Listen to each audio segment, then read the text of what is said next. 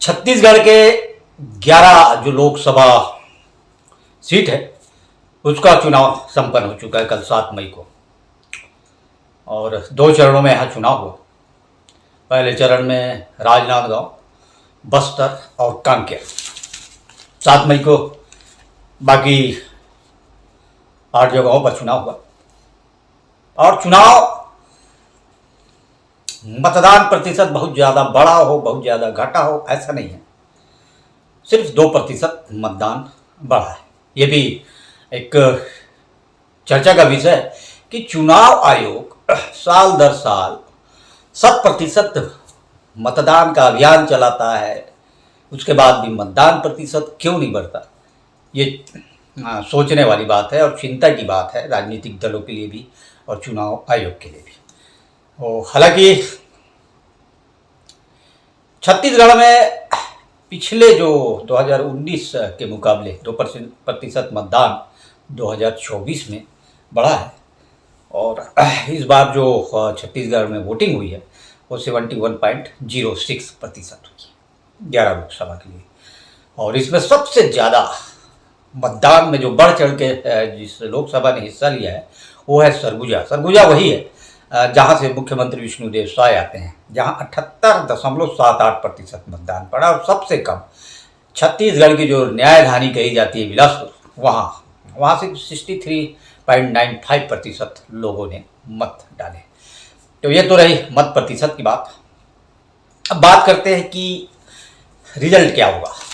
जो 11 लोकसभा सीटें हैं उसमें रिजल्ट क्या होगा, क्योंकि 22 जनवरी के बाद जब राम मंदिर का रामलला की प्राण प्रतिष्ठा हुई अयोध्या में, तो एक जो माहौल बना, एक जो भाजपा के पक्ष में माहौल बना था, वो चुनाव के दौरान क्यों नज़र नहीं आया, ये समझ से परे है। मोदी फैक्टर वो भी थोड़ा सा कहीं ना कहीं कमज़ोर होता इस चुनाव में दिखा। वो असर जो 2014 में था, अब की बार महंगाई पर मार, अब की बार मोदी सरकार, वो जो लहर 2019 में दिखी, वो लहर थोड़ी सी मध्यम पड़ी। क्यों ये तो पता नहीं, शायद मतदाताओं ने पहले ही ठान के या सोच के बैठ लिया है कि भाजपा को देना है या कांग्रेस को देना है। मतदाताओं की खामोशी बहुत थी। ये दोनों दलों के लिए चिंता की बात हो सकती है, लेकिन भाजपा के लिए खुशी है की बात ये हो सकती है कि जो राजनीतिक समीकरण बन रहे हैं, जो राजनीतिक विशेषज्ञ बता रहे हैं, जो भविष्यवक्ता बता रहे हैं कि छत्तीसगढ़ में भारतीय जनता पार्टी 11 सीटों पर क्लीन स्वीप करने जा रही है।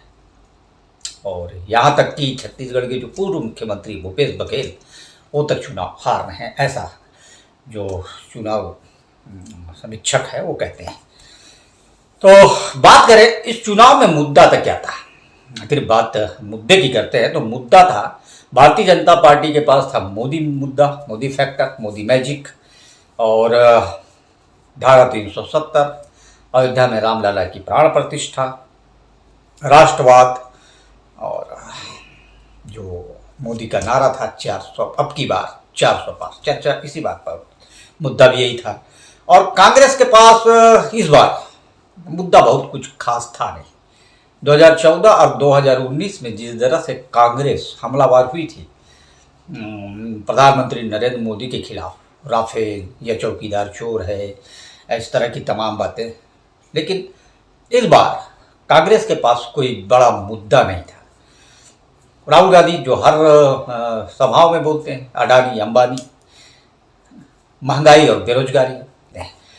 दूसरी बात, जब नरेंद्र मोदी ने 400 पार का नारा दिया तो कांग्रेस ने ये अपने सभाओं में, कांग्रेस के नेताओं ने ये कहना शुरू कर दिया कि 400 पार नरेंद्र मोदी इसलिए चाहते हैं कि संविधान बदल देंगे। और इसी मुद्दे पर थोड़ा बहुत हमलावर होने का प्रयास किया कांग्रेस ने, चाहे सोशल मीडिया प्लेटफॉर्म हो या अपने जनसभाओं में कांग्रेस के नेता इस बात को कहते रहे। लेकिन पता नहीं क्यों जनमानस पर इसका असर नहीं हुआ। कांग्रेस अपनी बात नहीं पहुंचा पाई, कांग्रेस लोगों तक इस बात को पहुंचा नहीं पाई, या लोगों ने सिरे से नकार दिया इस तरह के चीज़ों को कि नहीं ये संभव ही नहीं है, गले ही नहीं उतरा लोगों के।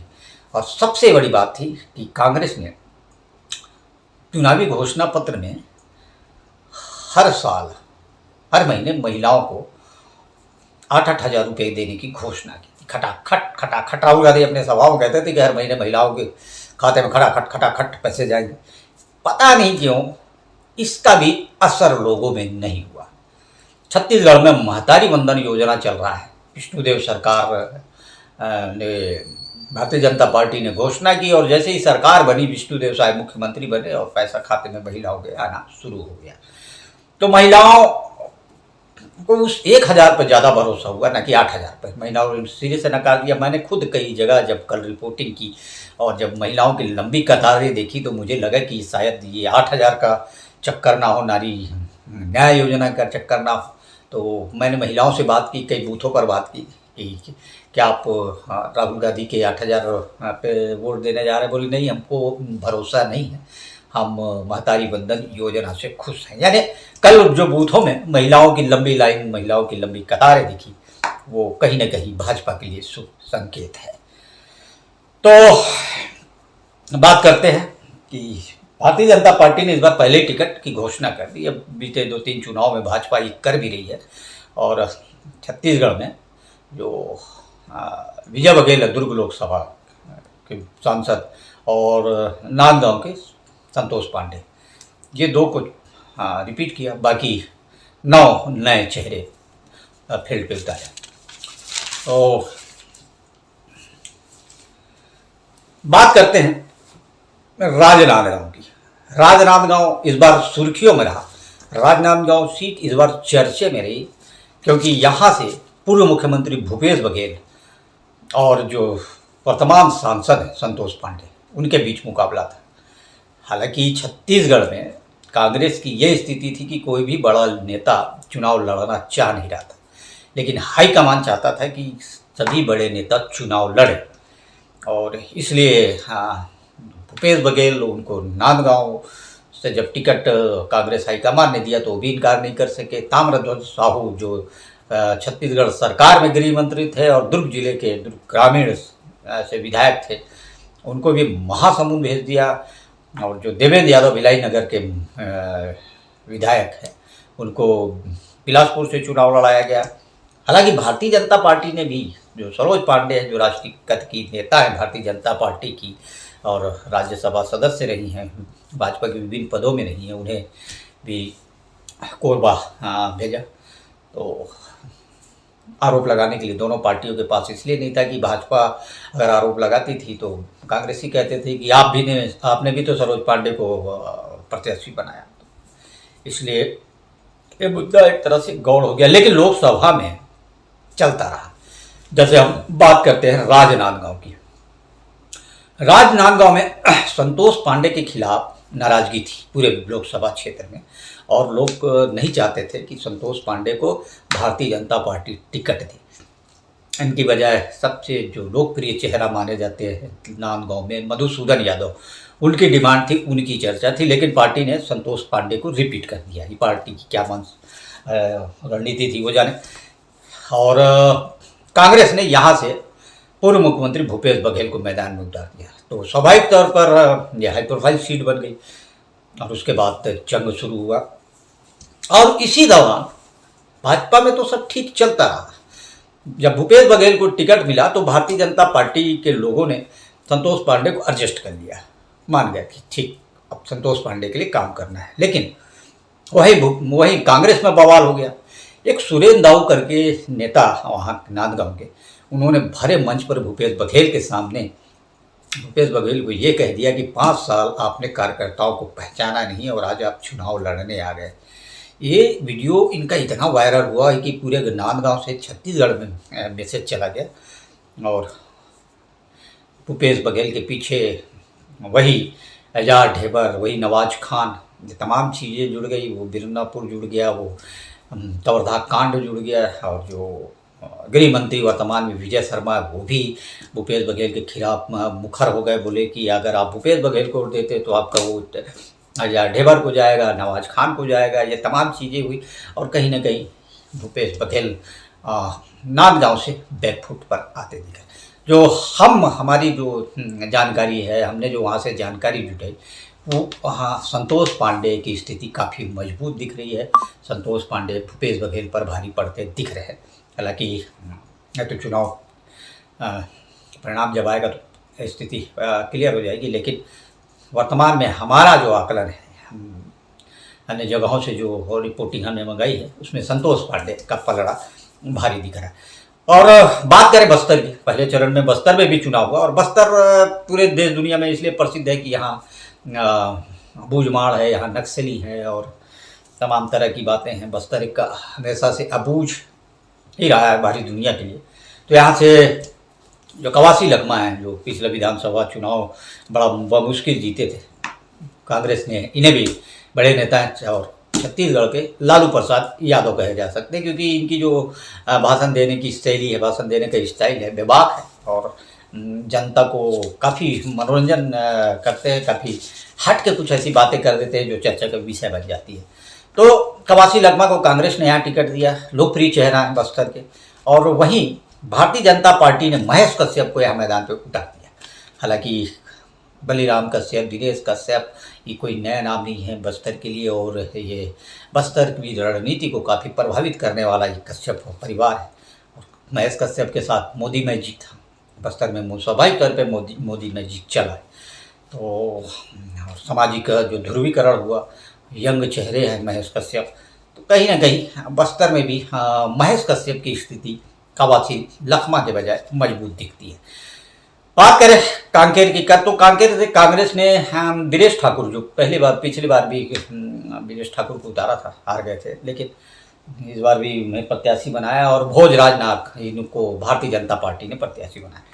दिनेश ठाकुर की छवि अच्छी, दिनेश ठाकुर का जमीनी नेता है। दिनेश ठाकुर ने चुनाव हारने के 5 साल तक लगातार कांकेर विधानसभा क्षेत्र में संघर्ष किया, लगातार वो सक्रिय रहे, इसका फायदा उन्हें मिल रहा है।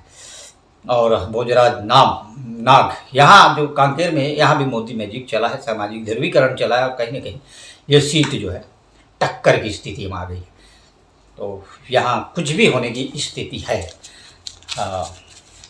बात करें महासमुंद की, महासमुंद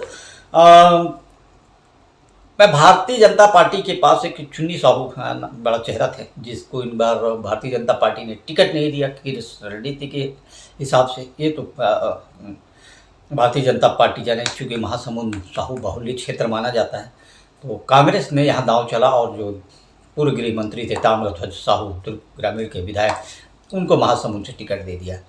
तो और रूप कुमारी चौधरी, इनको भारतीय जनता पार्टी ने प्रत्याशी बनाया, और कहा जाता है कि साहू समाज यहाँ काफ़ी परिणाम प्रभावित करता है। लेकिन कहीं न कहीं साहू समाज में ये भी मैसेज है कि जो नरेंद्र मोदी है वो भी साहू समाज के, वो बड़े साहू, और इसका फ़ायदा कहीं न कहीं रूप कुमारी चौधरी को मिलता है। और कहा जाता है कि भारतीय जनता पार्टी ने चुनाव भी जो लड़ने का उनका तरीका है वो कुछ अलग है, और एक छाप ताम्रध्वज साहू की, जो भूपेश बघेल की बनी बाहरी प्रत्याशी नांदगांव में, वही ताम्रध्वज साहू की भी बनी बाहरी प्रत्याशी है। तो ये बात को वहाँ के जो लोकल लोग हैं, वहाँ के जो कांग्रेस के कार्यकर्ता है, वो पचा नहीं पाए। इसका लाभ रूप कुमारी चौधरी को मिलता दिख रहा है।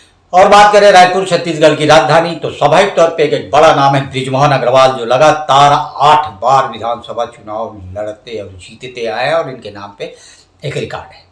बृजमोहन अग्रवाल एक दक्ष रणनीतिकार है, चुनावी जो मैनेजमेंट है इनका, उसका कोई मुकाबला नहीं। आप कितना कठिन परिस्थितियों में आप इनको जिम्मेदारी दे दीजिए, आपको चुनाव जिता कर ले आएंगे।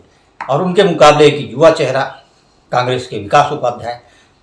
तो बृजमोहन अग्रवाल की हर वर्ग, हर समाज में काफ़ी अच्छी पकड़ है, रणनीतिकार अच्छे हैं, और इनका बड़े अंतर से जीतना लगभग तय माना जा रहा है। छत्तीसगढ़ में सबसे बड़ी अगर जीत कहीं होती दिख रही है तो दुर्ग और रायपुर। तो आज देखते हैं 4 जून को स्थिति क्या बनती है, लेकिन रायपुर से बृजमोहन अग्रवाल काफ़ी मजबूत स्थिति में।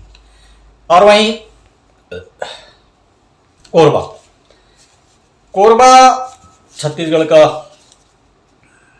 एक ऐसा लोकसभा है जहां आदिवासी भी बहुसंख्या में हैं, जहां यूपी बिहार के लोग भी बड़ी संख्या में हैं, औद्योगिक क्षेत्र है, पावर हब कहा जाता है छत्तीसगढ़ इसे। यहाँ से जो पूर्व सांसद जो सना महंत और उनको कांग्रेस ने टिकट दिया है, और भारतीय जनता पार्टी ने चौंकाने वाला निर्णय लेते हुए दुर्ग की जो नेता है सरोज पांडे, उनको कोरबा से टिकट दिया है, दोनों महिला। और कांग्रेस में गुटबाजी बहुत है, जो सना महंत के नाम पे नाराजगी बहुत है। जो ये कहा जा रहा था कि जीतने के बाद जो सना महंत कभी क्षेत्र में 5 साल आई ही नहीं, मतलब ये नाराजगी थी, और उसको लेके कांग्रेस में गुटबाजी भी थी। और सरोज पांडे को लेके भी ये नाराजगी थी कि भारी प्रत्याशी हैं, गुटबाजी भारतीय जनता पार्टी भी। अब चूँकि भारतीय जनता पार्टी का संगठन मजबूत है, तो किस तरह से मैनेज किया कि मुकाबले में तो है, मामला एक तरफा नहीं है, मुकाबला दोनों में मुकाबला तगड़ा है। और लेकिन निर्णय कहते हैं यहाँ एक पाली तनखार करके एक जगह है जहाँ गोंडवाना गणतंत्र पार्टी का काफ़ी वर्चस्व वजूद है। यहाँ से भी गोंडवाना गणतंत्र पार्टी से भी प्रत्याशी चुनाव लड़ रहे हैं। यदि वो जितना ज़्यादा वोट काटेंगे नुकसान कांग्रेस को होगा। ऐसी स्थिति में सरोज पांडे को फायदा मिल सकता है। अब बात करें जांजगीर चांपा की। यहाँ से कांग्रेस के शिव डहरिया, जो पूर्ववर्ती छत्तीसगढ़ सरकार में मुख्यमंत्री भूपेश बघेल के काफ़ी खास हुआ करते थे, और कमलेश जांगड़े भारतीय जनता पार्टी से। तो एक समय में ये जो जांजगीर चांपा है, ये बहुजन समाज पार्टी का गढ़ हुआ करता था। बहुजन समाज पार्टी के लोग मतलब एक तरह से काफ़ी प्रभावित करता था ये। और इस गढ़ अब धीरे धीरे बसपा का, बहुजन समाज पार्टी का धीरे धीरे गढ़ कमजोर होता जा रहा है। और यहाँ शिव डहरिया और कमलेश जांगड़े के बीच मुकाबला है। कांग्रेस के पास मुद्दा यही है कि यदि भाजपा 400 पार सीट लाती है तो संविधान बदल देगी और आरक्षण खत्म कर देगी। हालांकि मोदी और अमित शाह बार बार इस चीज़ को कह चुके हैं कि कांग्रेस सिर्फ अफवाह फैला रही है, ना संविधान बदलने वाला, ना आरक्षण खत्म होने वाला। और बावजूद भाजपा की स्थिति यहाँ भी मजबूत है, लेकिन एक तरफा नहीं है, इसलिए यहाँ भी कुछ भी परिणाम आ सकता है। बात करें बिलासपुर की। बिलासपुर में भी कांग्रेस ने जो दुर्ग जिले के भिलाई नगर विधानसभा, वहाँ के देवेंद्र यादव, जो दूसरी बार अभी भिलाई नगर से विधायक बने, उनको टिकट देके काफ़ी चौंकाया, क्योंकि बिलासपुर छत्तीसगढ़ की न्यायधानी है। और यहाँ भी कांग्रेस से टिकट के बड़े बड़े दावेदार थे, जिसमें विष्णु यादव, रामशरण यादव और भी बहुत लंबी फेस थी। लेकिन जाने क्यों कांग्रेस ने देवेंद्र यादव को टिकट दिया, और भारतीय जनता पार्टी ने पहले ही टोकन साहू को यहाँ से टिकट दिया था। जो बिलासपुर है वहाँ साहू समाज की बहुल्यता है, और दूसरे नंबर पर यादव समाज आते हैं। तो और चूँकि देवेंद्र यादव का 2 माइनस ये जा रहा है कि यहाँ संगठन में गुटबाजी बहुत है। इन वक्त में जो विष्णु अग्रवाल है, वो जो संयोजक बनाए गए थे चुनाव में, उन्होंने पार्टी छोड़ के भारतीय जनता पार्टी का दामन थाम लिया, और देवेंद्र यादव को भारी प्रत्याशी के तौर पर प्रचारित किया गया। देवेंद्र यादव को जो लोकल यादव ना बोल के यूपी बिहार का यादव प्रचारित किया गया। तो कहीं ना कहीं कांग्रेस की ये गुटबाजी कांग्रेस को यहाँ नुकसान पहुँचाएगी। और जो डिप्टी सीएम अरुण साव हैं या अमर अग्रवाल है, इनका आज भी वजूद वर्चस्व है। और बिलासपुर में कहीं ना कहीं भारतीय जनता पार्टी का पलड़ा भारी दिख रहा है। अब बात करें सरगुजा की, तो सरगुजा बेहद ही चर्चित इसलिए कि सरगुजा से जो मुख्यमंत्री विष्णुदेव साय ये यहीं से आते हैं, और यहाँ सरगुजा राजघराना भी है, जहाँ के टीएस सिंहदेव कांग्रेस के बड़े नेता है, कद्दावर नेता है, छत्तीसगढ़ के मुख्यमंत्री की दौड़ में रहे हैं, छत्तीसगढ़ के उप मुख्यमंत्री रहे। और यहाँ से भारतीय जनता पार्टी ने जो विधानसभा चुनाव के पहले कांग्रेस से नाराज होकर भारतीय जनता पार्टी में शामिल हुए चिंतामणि महाराज, बड़ा नाम है, बड़ा चेहरा है, उनको टिकट दिया। और कांग्रेस ने शशि सिन्हा को टिकट दिया।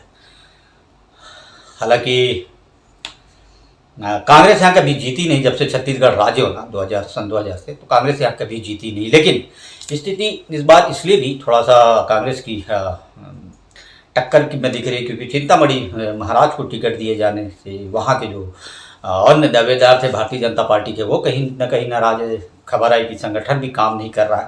हालांकि बाद में अमित शाह और जो संगठन है, राष्ट्रीय संगठन ने काफ़ी कुछ मैनेज किया और बाद में स्थिति सुधरी। और टीएस सिंहदेव की क्या भूमिका होती है, टीएस सिंहदेव का क्या प्रभाव रहता है, ये देखने वाली बात होगी। लेकिन यहाँ से फिलहाल दोनों में टक्कर की स्थिति बताई जा रही है। अब रायगढ़ यहाँ जिंदल स्टील फैक्ट्री है, रायगढ़ बहुत इंडस्ट्रियल बेल्ट माना जाता है। और यहाँ कांग्रेस ने मेनका सिंह को और भाजपा ने राधेश्याम राठिया को टिकट दिया। राठिया समाज का यहाँ बाहुल्यता है और काफ़ी अच्छी मजबूत स्थिति में यहाँ भारतीय जनता पार्टी का स्थिति बताई जाती है। और ओपी चौधरी जो कलेक्टर से राजनीति में आए, भारतीय जनता पार्टी ज्वाइन की और विधानसभा चुनाव जीते, आज मंत्री हैं, उनकी भी प्रतिष्ठा दांव पे लगी है। हालांकि यहाँ प्रतिष्ठा दांव पे इसलिए भी नहीं कहा जा सकता कि भारतीय जनता पार्टी बहुत ही ज़्यादा मजबूत स्थिति में है। मोदी मैजिक, मोदी फैक्टर, रामलला, धारा 370, सनातन हिंदुत्व। अब बात करें दुर्ग की। दुर्ग जिसे भारतीय जनता पार्टी का गढ़ कहा जाता है, ये वही दुर्ग है जहाँ 2019 के चुनाव में, जब 2018 में कांग्रेस ने विधानसभा चुनाव में फतह हासिल की, सरकार बनी और दुर्ग से मुख्यमंत्री, गृह मंत्री, कृषि मंत्री, पीएचई मंत्री, तो उस वक्त दुर्ग जिला छत्तीसगढ़ का पावर सेंटर था, पावर हब था। तो ऐसा लगा कि कांग्रेस, चूँकि कांग्रेस के ज़्यादातर विधायक भी थे, सिर्फ एक वैशाली नगर को छोड़ दिया जाए तो दुर्ग जिला में तो लगभग सफाया हुआ था भाजपा का और मुख्यमंत्री भी दुर्ग जिले से। तो ऐसा लग रहा था कि विजय बघेल के लिए चुनौतीपूर्ण होगी ये सीट। लेकिन जो मोदी फैक्टर चला, जो विजय बघेल की इमेज थी, उसके चलते एक बड़ी जीत दर्ज हुई और 4.25 लाख मतों के अंतर से भूपेश बघेल ने प्रतिमा चंद्राकर को, कांग्रेस की जो प्रत्याशी थी, उनको मात दी। तो विजय बघेल को फिर से भारतीय जनता पार्टी ने रिपीट किया और इस बार भी माहौल काफ़ी प्रतिकूल है। इस बार माहौल इसलिए प्रतिकूल है कि कांग्रेस ने विजय बघेल के मुकाबले कैंडिडेट थोड़ा कमज़ोर, ऐसा लोग कह रहे हैं कि कमज़ोर कैंडिडेट है।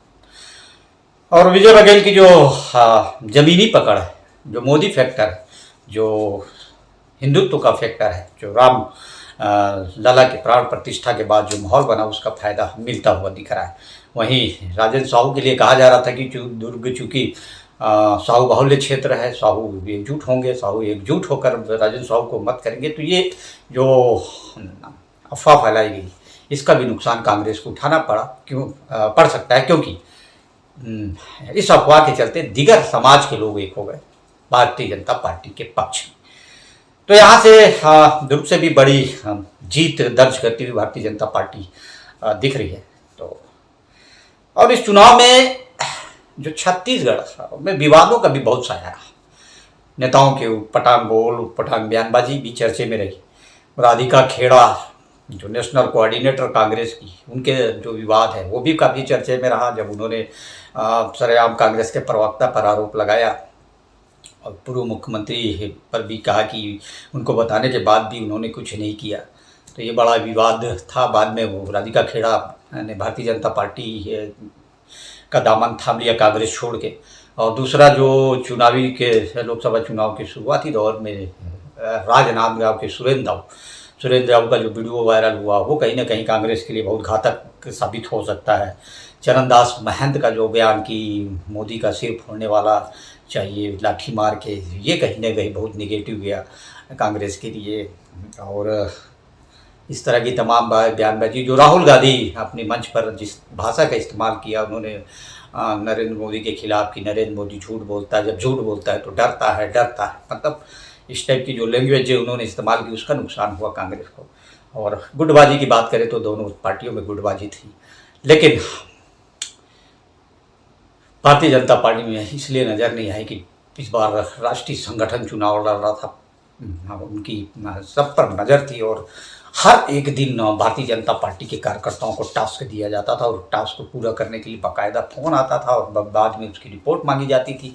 मतलब पहली बार ऐसा भारतीय जनता पार्टी के कार्यकर्ताओं को भी लगा कि वो 1 महीने से मेहनत कर रहे हैं फील्ड में है। वो चीज़ कांग्रेस में देखने को नहीं मिली। संगठन कहीं नज़र नहीं आया, संगठन काम करता हुआ नहीं दिखा। मेहनत अकेले राजेंद्र साहू करते रहे और उनके राजेंद्र साहू के पक्ष में कोई बड़ा नेता भी नहीं आया चुनाव प्रचार करने के लिए। आखिरी के 2 दिन पूर्व मुख्यमंत्री भूपेश बघेल जरूर कुछ जगहों पर गए, लेकिन उसका कितना असर होता है ये देखने वाली बात है। तो ये विवादों से भी नाता रहा और सबसे बड़ी उपलब्धि भी इस दौर में डबल इंजन की सरकार ने हासिल की।